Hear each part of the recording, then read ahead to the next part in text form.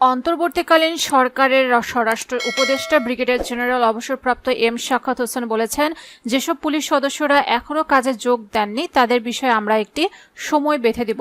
এই সময়ের মধ্যে তারা যোগ না দিলে তাদের অব্যাহতি দেওয়া হবে।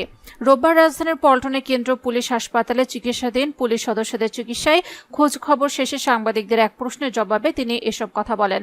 পুলিশের একটি গ্রুপ গত 15 বছরে দলীয় বাহিনী হিসেবে ব্যবহৃত হয়েছে, আপনার নির্দেশনা না মেনে কর্মস্থলে যোগ দেয়নি, বিদ্রোহের ঘোষণা দিয়েছেন। তাদের বিরুদ্ধে কি ব্যবস্থা নেবেন জানতে চাইলে স্বরাষ্ট্র উপদেষ্টা বলেন, আমরা সচিবালয়ে যাব, আলোচনা করে একটি তারিখ ঘোষণা করব। এই তারিখের মধ্যে যদি পুলিশ সদস্যরা যদি না আসেন, আমরা ধরে নেব যে দে আর ডিজাস্টার।